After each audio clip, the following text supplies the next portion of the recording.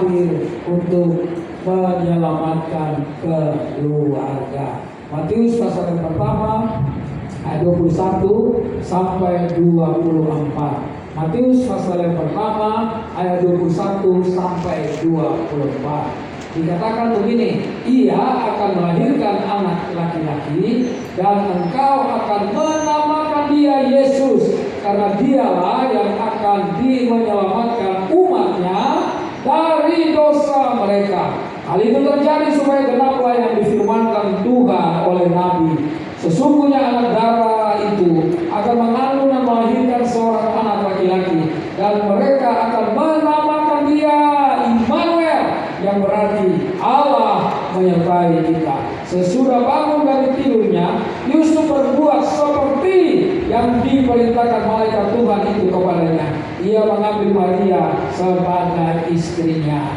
Bapak Ibu tenang aja ya, walaupun di luar hujan besar, saya percaya begitu kita selesai makan hujan berhenti. Amin.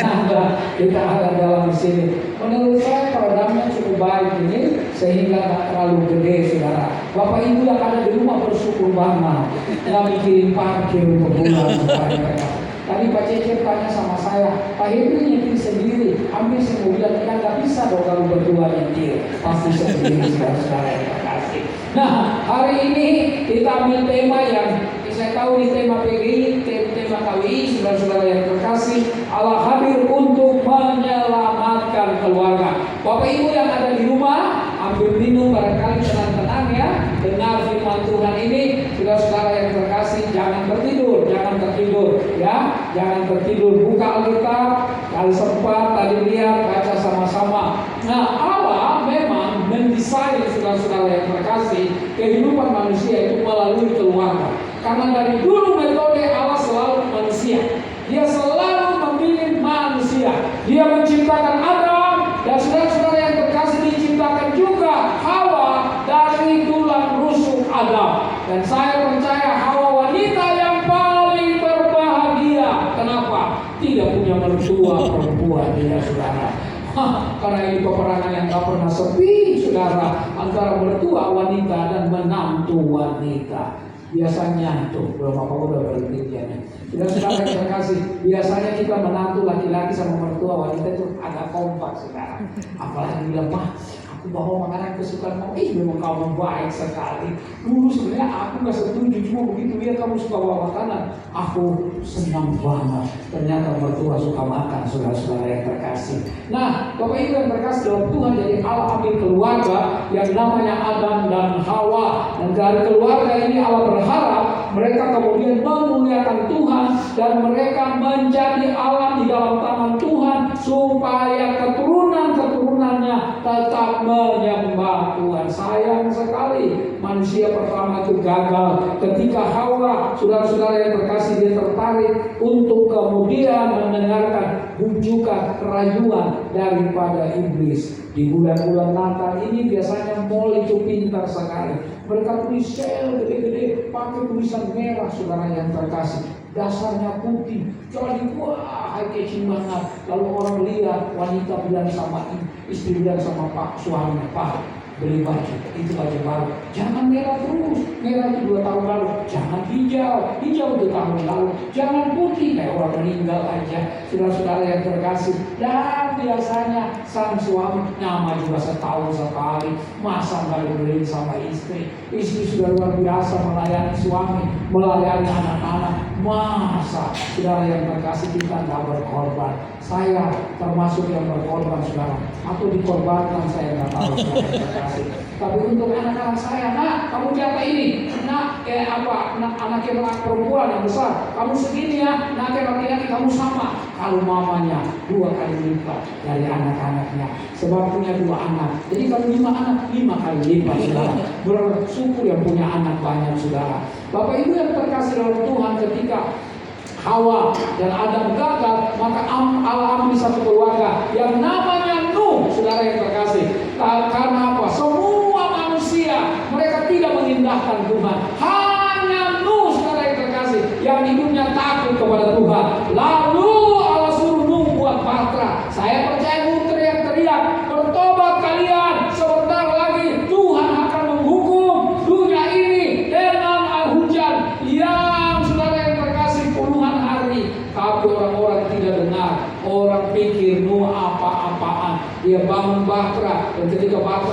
selesai, masuklah Nuh dengan istrinya, dengan ketiga anaknya, dengan ketiga istri dari anak-anaknya. Ada 8 orang, adalah sebuah keluarga. Masuk di sana dan hujan dikatakan turun 40 hari, 40 malam. Oh Jakarta nggak usah 40 hari, 4 hari aja hujan berturut-turut, mati kita tenggelam semua saudara. 40 hari, 40 malam. Dan Alkitab berkata selama 150 hari saudara yang terkasih, batra itu terapung-apung, semua yang bernafas meninggal saudara, selesai. Kalau kemudian saudara keturunan daripada Sem, Ham dan Yafet pun demikian, akhirnya saudara yang terkasih, Allah panggil satu keluarga yang namanya Abraham. Dalam Kejadian pasal 12, Allah punya 3 janji untuk Abraham dan keturunannya. Yang pertama, mereka akan dibebaskan daripada yang namanya dosa. Yang kedua, mereka dibebaskan daripada penjajahan bangsa asing. Yang ketiga, mereka dibebaskan dari kemiskinan. Itu janji Allah kepada bangsa Israel. Dan janji itu saudara, Tuhan penuhi di mana-mana kalau ada orang Israel di sebuah negara. Mereka orang-orang yang penggerak ekonomi yang luar biasa. Saudara, Allah tahu janji, Allah tidak menepatinya. Tidak sama dengan laki-laki waktu lagi pacaran. Janji-janji manis, begitu menikah, sang istri bilang sama sang suami, "Pak, kok Bapak nggak lakukan lagi yang dulu waktu kita masih pacaran? Papa suka lakukan." Apa itu? Tiap 2 bulan, tiap sebulan, ajak papi mamiku makan. Terus apa lagi? Tiap 2 bulan, ajak adik-adikku belanja. Kok sekarang Papa nggak lakukan lagi? Itu bulan promosi, mah. Saudara-saudara yang terkasih, biasanya kalau lagi pacaran, laki-laki itu manis sekali janji-janji. Dan yang lebih parah, wanitanya percaya lagi saudara yang terkasih. Tanpa dicek saudara, tanpa lagi nak berpikir dengan logika. Pokoknya wanita itu perasaannya saudara terkasih begitu tinggi terhadap orang yang dia sayang. Kalau perasaannya saudara-saudara yang terkasih, biasanya kalau sudah tersentuh, maka logikanya nggak jalan lagi biasa. Karena itu perasaan hanya dipercayakan untuk hal-hal tertentu. Ada batasnya saudara yang terkasih. Bapak Ibu yang terkasih dalam Tuhan. Tapi kemudian Abraham gagal, keturunannya gagal. Lalu Allah mendiamkan bangsa Israel selama berapa lama? 400 tahun. Allah bicara melalui nabi, melalui malaikat. Ini yang dinamakan silent period. Masa sepi saudara. Periode sepi di mana Tuhan tidak bicara. Satu ketika, saudara-saudara yang terkasih, malaikat datang kepada para gembala dan berkata, "Jangan takut." Sebab mereka begitu takut sekali. Sebab sesungguhnya, kata malaikat, "Aku memberitakan kepadamu kesukaan besar bagi seluruh bangsa. Hari ini telah lahir bagimu juru selamat." Kalau kita bandingkan, kita hubungkan dengan ayat 21 yang tadi kita baca dalam Matius pasal yang pertama. Waktu malaikat datang kepada Yusuf dan berkata, "Maria akan melahirkan anak laki-laki dan engkau menamakan dia Yesus karena dia yang akan menyelamatkan umatnya dari dosa." Saudara-saudara yang terkasih dalam Tuhan, hal yang paling mengerikan dan tidak ada jalan keluarnya adalah DOSA, dosa. Saudara-saudara yang terkasih dalam Tuhan, tidak ada apapun yang bisa menyelesaikan dosa. Saudara, mungkin kita secara intelektual kita pintar, mungkin secara ekonomi kita dibanggakan, secara sosial kita banyak teman, saudara-saudara yang terkasih. Tetapi Bapak Ibu yang terkasih, semua itu tidak bisa menjawab pergumulan manusia untuk menghadapi dosa. Karena itu Allah dengan kasih-Nya, Dia hadirkan yang namanya Yesus. Yesus yang kemudian lahir saudara. Di mana? Di kandang yang hina. Tidak ada tempat. Yusuf harus kembali ke Bethlehem. Sebab Yusuf berasal dari keturunan Raja Daud. Kota Bethlehem adalah saudara tempat mereka berasal. Saudara-saudara yang terkasih. Karena itu kemudian yang namanya Yusuf itu harus membawa Maria, saudara, ke Bethlehem. Dan di sana nggak ada tempat, nggak ada hotel yang sebagus ini. Waduh, saudara-saudara yang terkasih, Bapak Ibu, apalagi ada makanan yang enak di belakang, nggak ada saudara-saudara yang terkasih.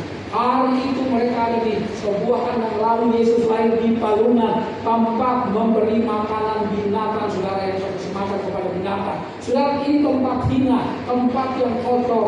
Tapi karena hadirnya Yesus di sana, maka tempat itu menjadi tempat yang kemudian memuliakan. Saudara yang terkasih, aku memperkenalkan orang kepada Tuhan. Datang orang Majus, datang para gembala, hadir malaikat untuk menyanyi memuliakan. Karena apa? Dia yang lahir adalah yang punya surga. Itulah sebabnya seisi surga menjadi surga. Sebab itu kalau Anda percaya kepada Yesus, maka surga merupakan milik kita.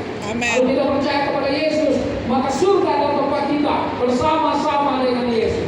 Dia berasal dari sana, dia kembali ke sana, karena surga adalah tempatnya. Kalau begitu, jangan pernah lalui hari Natal ini tanpa ketemu dengan Yesus. Saya mulai Natal tanggal 30. Masih ingat 30 saya khotbah di gereja 30 November.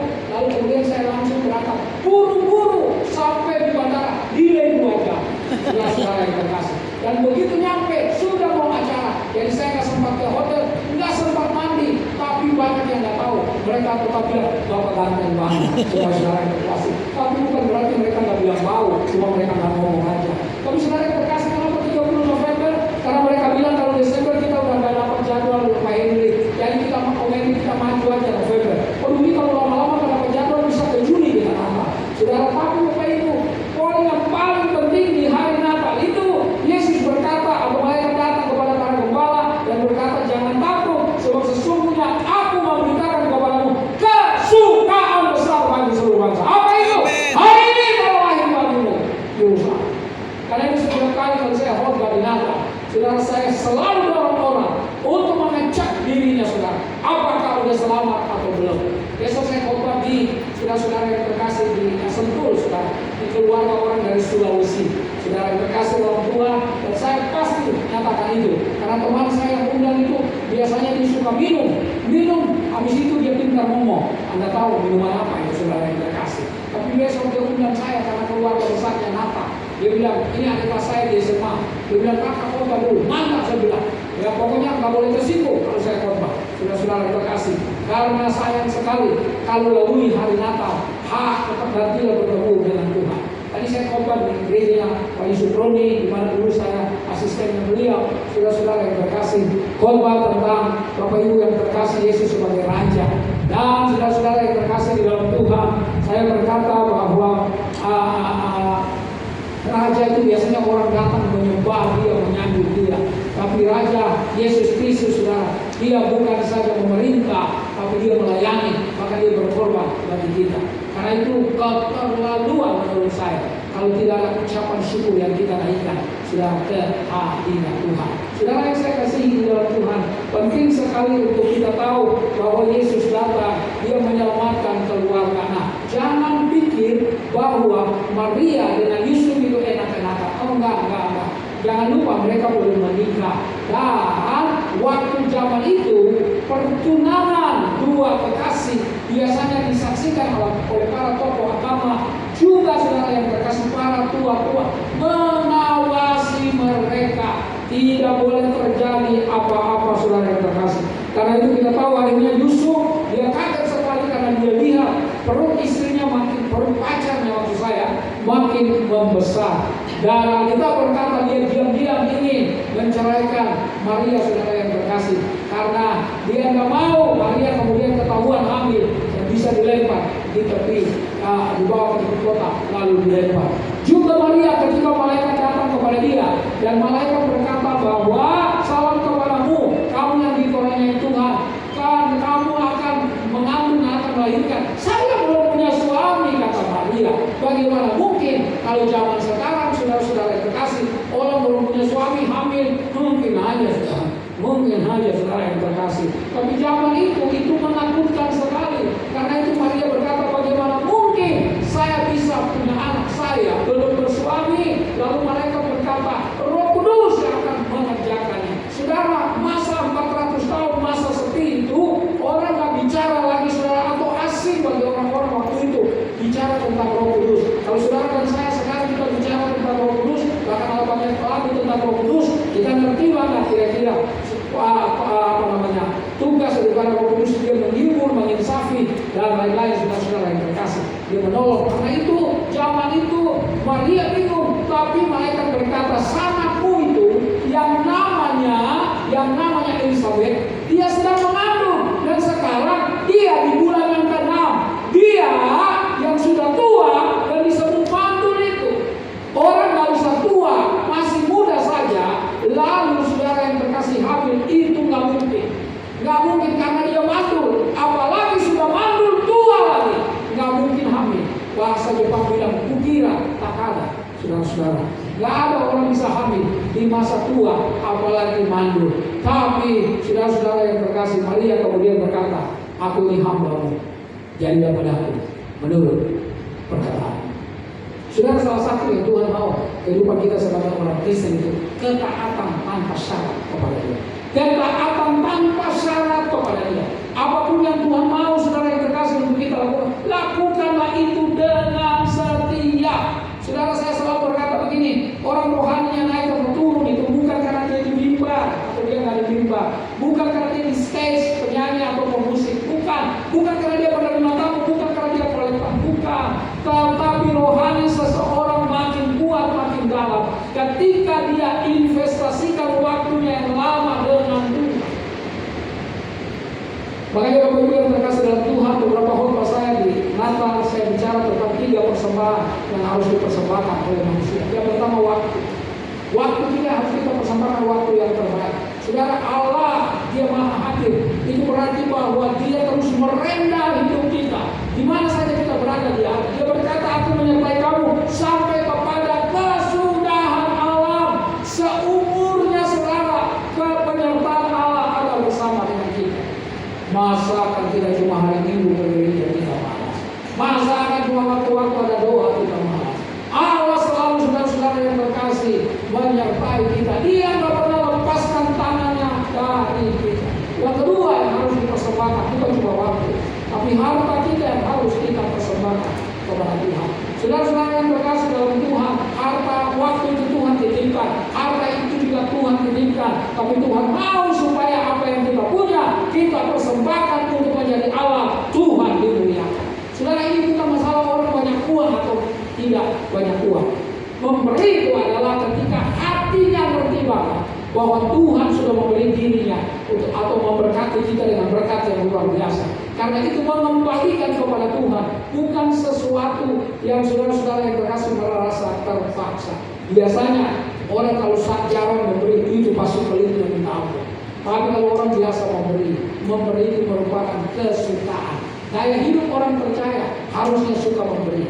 Gaya hidup orang percaya harusnya suka memberi. Karena Allah Bapa kita di surga memberikan satu-satunya anaknya kepada kita. Yang ketiga, beri diri kita kepada Tuhan. Sayang nggak pernah saudara-saudara yang terkasih pesimis untuk hamba-hamba Tuhan akan muncul dari gereja ini. Karena saya percaya saudara yang terkasih panggilan Tuhan itu sangat personal. Tapi juga saudara, Tuhan mau semua orang menjadi Allah di dalam tangan Tuhan. Saudara yang saya kasih dalam Tuhan Yesus, karena itu saya yakin dan percaya bahwa Tuhan mau diri kita beri. Memang tidak harus menjadi hamba Tuhan kalau itu bukan panggilan yang sungguh. Tetapi memberi diri tidak harus menjadi hamba Tuhan. Dokter yang mengasihi Tuhan, saudara pengusaha yang mengasihi Tuhan, bengkel yang mengasihi Tuhan, apa saja yang di dalam diri kita ini, maka kita harus berkata, Tuhan, aku ini adalah milik Tuhan. Itu yang dikatakan oleh Maria, bukan? Karena itu saya percaya bahwa semua kita bisa dipakai oleh Tuhan. Tidak boleh ada yang cuma jadi penonton. Begitu orang kesaksian, bagus ya. Orang bilang, bagus ya. Dan kita cuma dulu enggak. Ini bukan kayak penonton sepak bola di Indonesia yang kalau mengomentari pemain sepak bola sepertinya Indonesia itu pernah juara dunia, saudara yang terkasih. Padahal nggak pernah. Saya takut di gereja orang cuma mengomentari aja. Orang lagi di depan biasa aja ya. Gitu segitu doang. Lalu kita bilang, ayo Pak, Bu, gantian Bu, maju ke depan, ganti kami. Enggak, saya cuma bagian komentator. Enggak ada saudara. Di gereja itu semua orang harus mengambil bagian dalam pelayanan. Nah Bapak Ibu yang terkasih, karena itu Tuhan mau didik setiap orang, setiap individu dalam keluarga. Suami istri menjadi teladan bagi anak-anaknya. Jangan pernah ada kata-kata yang saling mengejek dalam keluarga, ya. Jangan pernah sang suami dibilang sama istrinya, istrinya bilang sama suaminya, "Pak, aku mau ke pasar, tolong lebihkan uang sedikit." Untuk apa? "Aku mau berenang." Supaya apa? Badan kuat, supaya langsing. Paus berenang tiap hari, langsing. Saudara-saudara yang terkasih, nyambung ada kata-kata begitu. Lalu satu kali saudara-saudara yang terkasih, sang istri mau ke pasar, suami bilang, "Ma, titip ya uang untuk beli buah." Kenapa? Supaya buka mulus. Kalau makan buah, maunya tiap hari makan buah, nggak mulus-mulus kata sang suami. Saudara, suami istri nggak boleh ada kata-kata yang begitu. Suami istri harus saling sayang. Bukan berarti tidak ada perbedaan. Tanya sama istri saya orang Sunda, saya orang Maluku. Beda banget sifatnya, saudara. Kami kalau orang Maluku mungkin kayak orang Sumatera. Kalau nggak suka langsung ngomong nggak suka. Kalau orang Sunda itu dia akan memutar beberapa jalan tol, baru dia ke maksudnya. Beda sekali. Tapi itu yang namanya suami istri dalam hubungan, dalam alam mereka hidup kita. Tempatkan Allah di tengah-tengah keluarga kita. Biar Allah yang menolong keluarga kita. Anak-anak saya percaya tidak ada anak-anak yang tidak ditolong oleh Tuhan. Asalkan orang tua mengajarkan anak-anak supaya takut akan Tuhan. Saya selalu bilang sama anak-anak saya waktu mereka masih sekolah, masa depan kamu bukan terletak dalam fasilitas, tapi masa depan kamu tergantung dari tangan Tuhan Yesus. Karena itu jangan pernah lupa baca Alkitab, jangan pernah lupa berdoa, jangan pernah lupa bersyukur sama Tuhan. Bapak Ibu, ayat 21 berkata, "Ia melahirkan anak laki-laki dan engkau akan menamakan dia Yesus, karena dia yang menyelamatkan umatnya dari dosa mereka." Saudara-saudara yang terkasih dalam Tuhan, kita berkata tanpa perumpamaan darah tidak ada pengampunan. Itulah sebabnya Yesus harus dikorbankan. Yesus memberi diri rela untuk dikorbankan. Sebab tanpa pertumpahan darah tidak ada pengampunan. Alkitab berkata ketika orang-orang maju itu, mereka masuk, saudara-saudara yang terkasih dalam Tuhan, mereka datang kepada masuk ke dalam palungan itu, ke kandang itu, lalu mereka melihat Maria dengan anaknya. Lalu Alkitab berkata mereka sujud menyembah dia, sujud menyembah Yesus. Saudara, di dunia ini Anda boleh kenal pendeta siapa saja, hamba Tuhan siapa saja, saya akrab seperti apa, mau jadi berkat dalam pelayanannya, tapi hamba Tuhan tetap hamba Tuhan, nggak boleh disembah. Satu-satunya yang disembah cuma Yesus Tuhan.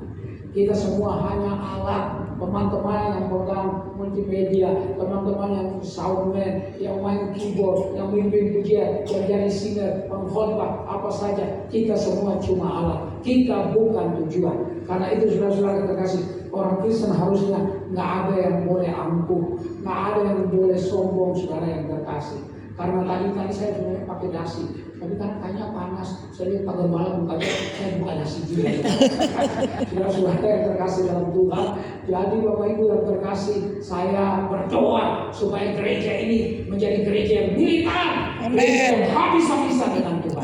Saudara-saudara yang terkasih dalam Tuhan, karena Raja kita yang kita sembah itu, saudara, dia bukan saja sekalian di pemerintah, tapi dia memberi diri dan korbankan dirinya. Yesus Kristus yang berkuasa itu, dia kasih kuasa untuk Anda dan saya. Itu sesuatu yang luar biasa, saudara. Dia memberikan kuasa. Dia berkata segala kuasa di surga dan di bumi sudah diberikan kepadaku. Karena itu pergilah kamu, jadikan semua bangsa murid. Itu berarti saudara yang terkasih, Tuhan tidak kasih kita dengan cek kosong. Tapi Bapak Ibu yang terkasih, di dalamnya ada kuasa yang Tuhan kasih. Semua orang punya kuasa, saudara. Asalkan betul-betul mengandalkan Yesus Tuhan melalui doanya yang kudus, saudara, peka dengan pimpinannya. Tuhan kasih kuasa sama kita. Bapak Ibu yang terkasih di dalam Tuhan, saya seperti ditampar pipi kiri dan pipi kanan dalam sebuah pelayanan satu ketika di daerah Kupang, saudara yang terkasih, di Kabupaten Amarasi namanya. Saya masih ingat. Saudara-saudara yang terkasih, saya dengan Pak Tohak si Hokam almarhum, Bapak Ibu yang terkasih, dia KKR 2 malam, saya KKR 2 malam. Tapi siangnya, Bapak Ibu yang terkasih, kami ada bawa dokter, jadi ada pengobatan untuk orang-orang yang datang. Saudara-saudara yang terkasih di dalam Tuhan Yesus, ketika di sebuah ruangan, waktu sesudah orang itu berobat, dia masuk ke ruangan saya untuk konseling. Dan ketika dia masuk, saudara yang terkasih, saya cium bau saudara. Lalu saya lihat di kakinya, saudara yang terkasih, ada lalat banyak dekat kakinya dia. Lalu dia lihat muka saya berubah. Lalu bilang, "Bapak, bau ya?" "Iya." "Dari mana itu, Pak?" Dia angkat celana yang pendek itu, dia angkat begini dan terlihat luka di lututnya itu. Jadi saya tanya, "Kenapa sudah ke dokter?" "Sudah, Bapak." Sudah dari kapan?" "Sudah dari 3 bulan." "Kok belum sembuh?" Lalu dia bilang begini, "Pak, saya suka cari saudara-saudara saya di kebun. Saya turun ke sungai, saudara naik ke bukit-bukit, ketemu mereka. Untuk apa? Untuk menyatakan bahwa Yesus satu-satunya juru selamat." Saya seperti digampar, saudara yang terkasih. Artinya kita nggak ada halangan apa-apa. Kadang-kadang ngomong tentang Yesus saja, saudara-saudara yang terkasih, kita takut. Di bawah kolong langit ini, kata Petrus dalam Kisah 4 ayat yang ke-12, tidak ada nama lain. Sekali lagi, tidak ada nama lain. Sekali lagi, tidak ada nama lain yang di dalamnya manusia bisa diselamatkan kecuali di dalam nama Yesus. Amin. Jadi saya bangga melayani dia. Alkitab berkata, we are the ambassador of Christ. Kita adalah duta-dutanya Kristus. Jangan lupa Anda anak muda, Anda dutanya Kristus. Teman-teman yang pegang multimedia, yang main musik, saudara dutanya Kristus. Yang menjadi penyanyi, saudara duta Kristus. Penerima tamu, kita semua adalah duta Kristus. Nah, berlakulah seperti duta itu. Kalau Anda duta, kalau kita ke luar negeri, biasanya kita harusnya ke dubes atau ke saudara yang terkasih konsulat jenderal untuk lapor bahwa kita datang ke sini liburan, atau supaya kalau ada apa-apa saudara, mereka bisa protek kita saudara. Nah, kita di dunia ini Tuhan yang utus kita dan Tuhan menjaga kita, dia proteksi kita. Saya masih ingat satu ketika saudara-saudara yang terkasih, waktu gempa Nias, lalu saya diajak oleh satu yayasan pergi memberikan bantuan dan juga ada pelayanan di sana, pelayanan KKR. Di Nias Selatan, namanya Gomo. Waktu saya pergi ke sana, kami tiba di sana, saudara-saudara yang terkasih, pagi hari kami istirahat sebentar, lalu sorenya teman-teman bilang, "Pak Hendri, kami mau doa keliling." Jam 4 waktu itu. "Pak, Bapak gak usah ikut ya, karena Bapak nanti mau khotbah, nanti kita kembali jam 6 kurang, lalu kita pergi KKR." Dan mereka kembali jam sekitar setengah 6, beres-beres, lalu kita ke sebuah SD. Sekolah dasar itu di depannya ada sebuah lapangan kecil, hadir sekitar 500-600 orang di situ. Lalu Bapak Ibu yang terkasih di dalam Tuhan Yesus, pemimpin pujian yang melanjutkan pujian sekitar hampir 45 menit. Lalu kemudian ada satu lagu dan persilakan saya khotbah. Saya baca ayat lalu kemudian saya khotbah. Dulu saya suka jalan ke kiri dan ke kanan. Sepanjang stage itu biasanya saya jalan. Secara sistem suara nggak ada pengaruhnya saudara. Tapi saya ingin bertatap muka lebih dekat dengan orang-orang. Tapi Bapak Ibu, hari itu hati saya seperti dijerat, seperti dilingkas, seperti terpaku. Saya nggak bisa ke kanan, saya nggak bisa ke kiri.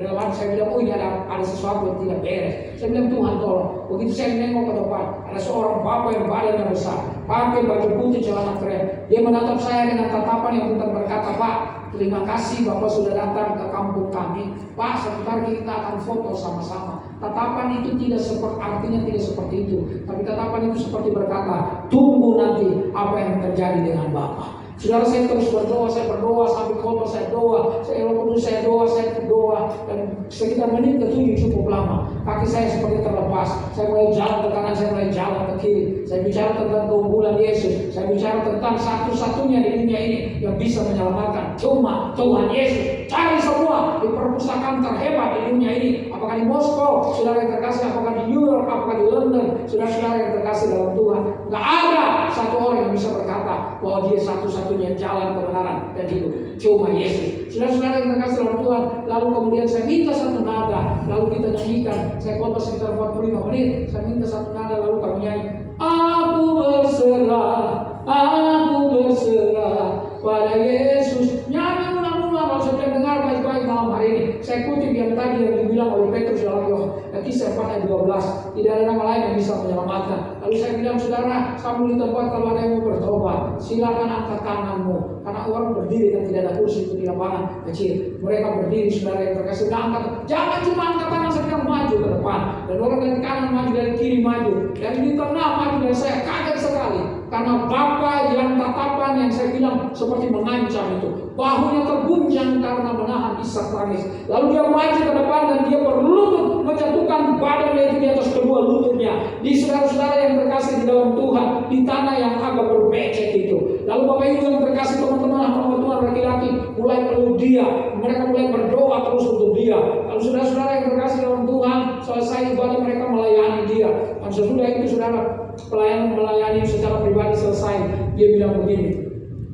Jadi saya mau coba sebenarnya pendeta itu, apakah ilmu dia lebih kuat atau ilmu saya lebih kuat?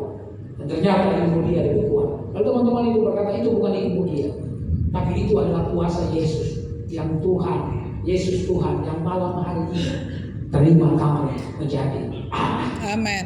Saudara-saudara yang terkasih dalam Tuhan, saya berdoa supaya jangan sampai saudara di tahun ini tidak menemukan Yesus yang lahir tapi juga hadir tiap-tiap hari dalam hidupmu. Karena menjadi penting saudara, bukan saja dia lahir sebagai juru selamat, tapi dia hadir sebagai Tuhan yang memberikan kuasa. Dia raja yang mengorbankan dirinya, dia Tuhan yang berkuasa, tapi dia juga guru yang selalu mengajar Anda dan saya. Dia nggak pernah meninggalkan ruang kelasnya. Kalau muridnya cuma kita sendirian saja, Yesus selalu hadir dan mengajar kita. Dia sahabat yang setia, saudara. Tetapi dia juga Bapa yang kasihnya tak berkondisi itu.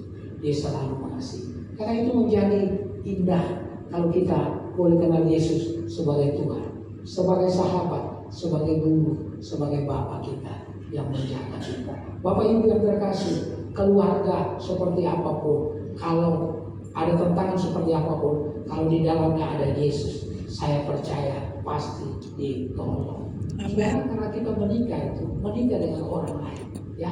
Kita menikah saudara yang terkasih dengan orang lain. Jangankan orang lain, kita kembar sekalipun, dalam rumah ada saudara kembar, sifatnya pun beda saudara. Apalagi dengan orang lain. Tapi karena ada Yesus di dalam, suami dekat dengan Yesus, istri dekat dengan Yesus, anak-anak dekat dengan Yesus, maka keluarga itu akan terpelihara dengan baik. Amen. Saudara, karena itu jangan pernah tinggalkan ibadah di hari Minggu. Jangan pernah saudara Anda tidur tanpa Anda doa. Jangan pernah turun dari tempat tidur, atau jangan pernah lalui hari itu tanpa Anda datang kepada Tuhan dalam doa, dalam pujian, dalam membaca firman Tuhan. Saya mendorong saudara yang terkasih supaya jangan lalui Natal ini sekali lagi tanpa ketemu dengan Yesus, karena dia lahir sebagai juru selamat. Apa akibatnya? Oh Bapak Ibu yang terkasih, gembala-gembala yang ketakutan sekarang mereka nggak takut lagi. Mereka memuliakan Tuhan karena apa yang mereka lihat itu sesuai dengan seperti apa yang mereka dengar. Jangan lupa, Tuhan tidak pernah berbohong. Tuhan tidak pernah menipu. Tuhan selalu membimbing saudara dan saya dengan kasih yang tak ada batas. Dia sayang sama kita. Ketika saya pelayanan di daerah Bekasi, saudara, ada teman saya yang saya ketemu di Australia Barat, di Perth. Lalu dia telepon saya sekali, Pak Henry, tolong ke Kemang Pratama di Bekasi. Mertua saya tinggal di sana, dan mertua saya nggak bisa lagi turun dari tempat tidur. Setiap hari cuma ada di atas tempat tidur. Waktu saya datang ke sana dan saya bercakap-cakap dengan Oma ini, saya tanya kenapa Oma umur berapa? 78 tahun. Lalu dia berkata, iya Pak Pendeta, saya sakit semua badan saya. Kalau saya turun jalan makin sakit. Jadi dia tetap di atas tempat tidur. Saya itu baik Oma, kalau begitu sebelum berdoa kita nyanyi ya. Lalu nyanyi dengan Elsada. Saya nyanyi lagu Elsada dengan anak dan dengan menantu. Selesai nyanyi, selesai doa, saya bilang, Oma pasti dulu waktu masih muda Oma suka nyanyi ya. Dari mana Pak Pendeta tahu? Saya ngerti dari cara Oma nyanyi, kontrol perutnya masih bagus, suaranya nggak bergelombang loh, nggak gitu Oma. Iya, waktu kecil sekolah minggu, lalu remaja saya ikut vokal grup, waktu sudah menikah saya ikut paduan suara, waktu oma. Oma, harusnya bukan saya yang doakan oma, oma yang doakan saya. Kenapa begitu Pak Pendeta? Karena walaupun fisik oma lemah, tapi roh oma bernyala-nyala. Amin. Saya berdoa untuk para orang tua. Tadi saya ketemu oma umur 90, aku 92 ya. Tadi begitu sudah ya, luar biasa ya. Sudah tua, tapi aku senang melihatnya. Nggak tahu apa kita nyampe apa enggak. Kadang-kadang kita umur 60 tahun udah mulai sakit sini, udah mulai sakit sini, udah mulai sakit sini. Apalagi di belakang sakit mana? Kantong maksudnya sudah tapi saya percaya orang yang punya Yesus ada sukacita. Amin. Malaikat datang, mereka bernyanyi, bersukacita saudara yang terkasih. Sebab yang punya surga lahir sekali. Karena itu Bapak Ibu yang terkasih, saudara-saudara yang berada di rumah, kalau saudara mendengar firman Tuhan, poinnya jelas bahwa Natal itu adalah Yesus lahir sebagai juru selamat, bukan sebagai yang lain. Juru selamat, kenapa? Karena manusia kehilangan arah. Manusia nggak sanggup untuk terbebas dari dosa. Manusia ingin untuk tidak berbuat dosa, tapi lagi-lagi mereka tidak mampu untuk tidak berbuat dosa. Karena itu Yesus hadir.